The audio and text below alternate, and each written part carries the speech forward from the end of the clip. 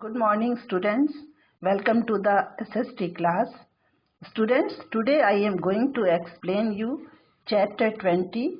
The name of the chapter is the United Nations. In short, we can say the UNO. In this chapter, I will explain you the principles of the United Nations, the objectives of the United Nations, and the organs or the formation of the United Nations. So let us start our topic. Students, in the previous chapter, I have discussed with you regarding the First World War. The First World War broke out in 1914 and lasted till 1919. 1914 में प्रथम विश्व युद्ध हुआ जो 1919 तक रहा. Millions of people were killed and many were injured.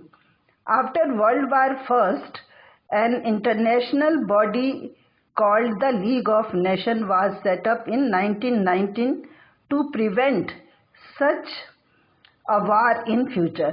1919 में प्रथम विश्व युद्ध के बाद एक ऐसी संस्था बनाई गई जो भविष्य में पुनः इसकी पुनरावृत्ति ना हो, मतलब दोबारा कोई विश्व युद्ध नहीं हो. इसके लिए एक संस्था बनी जिसका नाम था league of nation. You must remember this league of nation. But it was not successful and the Second World War began in 1939. अगर लीग ऑफ नेशंस अपने काम को सही ढंग से करता या सक्सेस रहता तो सेकेंड वर्ल्ड वार नहीं होता. But after 20 years the world war held in 1939 और फिर द्वितीय विश्व युद्ध शुरू हो गया. This second world war was more destructive than the first. ये प्रथम युद्ध से ज्यादा भयंकर था. In this war Germany, Italy and Iran, Germany, Italy and Japan fought against almost all the countries of the world. एक तरफ जर्मनी, इटली और जापान थे तो दूसरी तरफ विश्व के सभी देश सम्मिलित थे. जब भी कोई युद्ध होता है तो अक्सर दो हिस्सों के बीच में होता है. इसी तरह द्वितीय विश्व युद्ध भी दो पार्ट में हुआ और इस युद्ध में 1945 में as soon as the USA dropped atom bomb on two Japanese cities Hiroshima and Nagasaki and the war ended. 1945 में यूएसए ने हिरोशिमा और नागासाकी जो जापान के दो शहर है उस पर एटम बम गिराया और इस एटम बम के गिरने के बाद ही द्वितीय विश्व युद्ध समाप्त हुआ. Means 1939 to 1945. Now in this war a huge loss of innocent lives and complete destruction of the two cities. ये दोनों शहर तो कुछ ही घंटों में एकदम राख में परिवर्तित हो गए. They converted into ash. At that time the developed countries decided that the money which we spent in war could be use in the welfare of the countries और द वर्ल्ड. उन लोग की ये सोच थी कि जितना पैसा हम युद्ध में खर्च करते हैं अगर उस पैसे को विश्व के विकास में खर्च किया जाए तो ये ज़्यादा बेहतर होगा. So they started making an organization which name was given UNO. और ये UNO संस्था का नाम this you can see here the president of USA, his name is Franklin D. Roosevelt. इन्होंने ही UNO नाम दिया, UNO का नाम दिया. So it was established in 24th October 1945.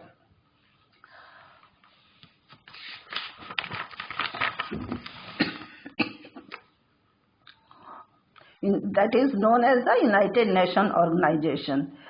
In the starting, जब United Nations Organization 1945 में वर्क करना शुरू हुआ तो at that time only 51 countries were participated in it.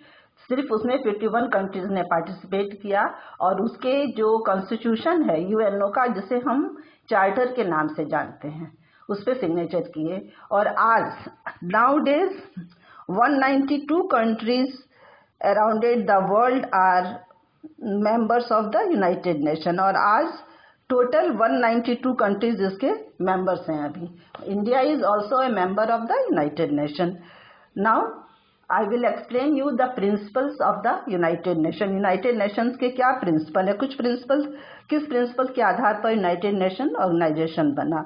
So you know it about the principles. Number 1, all member countries must respect each other sovereignty and rights. जो भी आदमी इसमें, जो भी कंट्री इसके चार्टर पर सिग्नेचर करेगा, उसको इस बात को समझना होगा कि वो कंट्री, जो भी मेंबर्स कंट्री है, वो एक दूसरे के सॉवरेनिटी और राइट्स का सम्मान करेंगे. Disagreement must be settled through peaceful means. कोई भी आपस में अगर कोई कंट्रीज में तनाव होती है तो उसका समाधान शांतिपूर्ण ढंग से होना चाहिए, न कि ताकत का इस्तेमाल होना चाहिए. The UN must receive all the member support all the activities. अगर यूएनओ किसी राष्ट्र के लिए या किसी विकसित देश के लिए कुछ करने जा रहा है तो सभी मेंबर कंट्रीज का ये कर्तव्य बनता है कि वे उसको काम में सहयोग करें. Now the objectives of the UNO.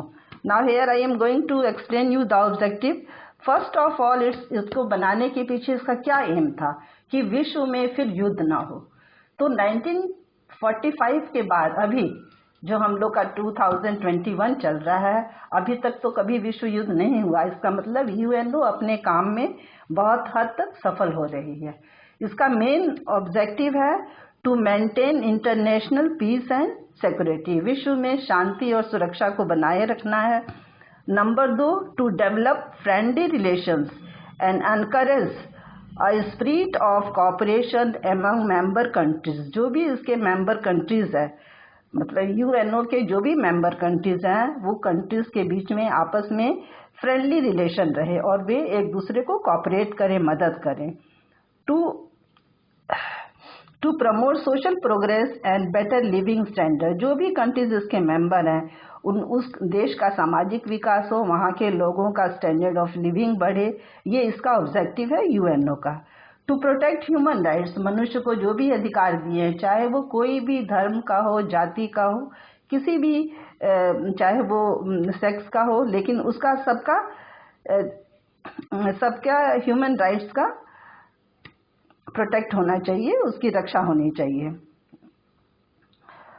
To solve humanitarian problems peacefully in cooperation with each member nation. और सभी राष्ट्र एक दूसरे के मानवता संबंधी जो भी समस्या है उसका समाधान शांतिपूर्ण ढंग से करें. Now you can see here the symbol of the United Nation. These are the olive branches.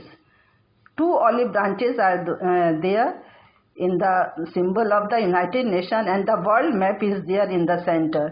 These branches indicate the peace. ये शांति का प्रतीक माना जाता है. ऑलिव ब्रांचेस को शांति का प्रतीक माना जाता है और इसके बीच में वर्ल्ड का मैप बना हुआ है. So I hope you understand about this objective, principles and why the United Nation organisation was set up. It was set up after the second world war and to protect the world from war and to maintain international peace in the world. Okay students, that's all for today. Thank you.